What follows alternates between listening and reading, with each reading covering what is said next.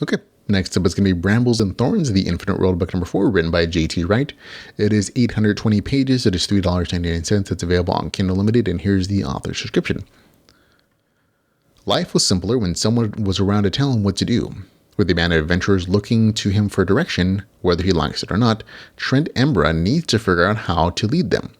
But how was he supposed to lead when there were so many things Trent hadn't figured out for himself? An unidentifiable seed in his storage and whispers in his head, Trent points his team west towards the wilds. It was a good direction as any.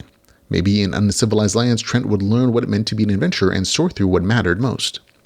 Okay, simple novel description, simple review to be honest. This is a good story that follows Trent as he leads his group through unfamiliar locations and trials. That's kind of it. There's a new personal training ground that he has access to that I thought added a little spice as it allowed the main character to practice his skills, and it was a nice way to travel up the travel stuff. But this is a slice of life story. It's entertaining. It's good.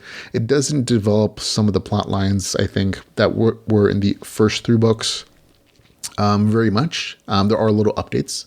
But for the most part, it really is just kind of slice of life adventure where the main character is going to different places, going through some adventures, exploring how he is developing as a person, not just as an individual, but also as the leader of this group, and how he's growing in that respect, in addition to like training his skills. And I really like the training sections quite a bit. It was a nice little way to shift the pacing of the story a little bit, so not just travel stuff where and in travel parts of the section nicely done. Again, get to nice description of the world, nice description of these new places, these different cultures, their interactions with these characters, and the growth of these characters as they talk it, while they're camping and everything. All that stuff's really nice.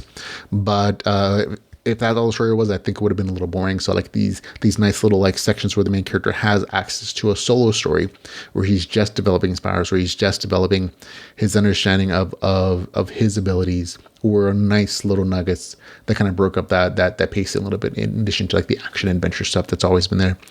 So good, entertaining, not the best book in the series, I think. Just on the most along lines of like, because those larger themes in the story aren't developed in this particular entry into the series. It really just focuses on Trent, which is perfectly fine. That makes it more of a slice of life entry in the series, which I personally enjoy. Gets a good review score from me with a good review score of 7.5 out of 10. That's Brambles and Thorns, an Infinite World, book number 4. The score is 7.5 out of 10.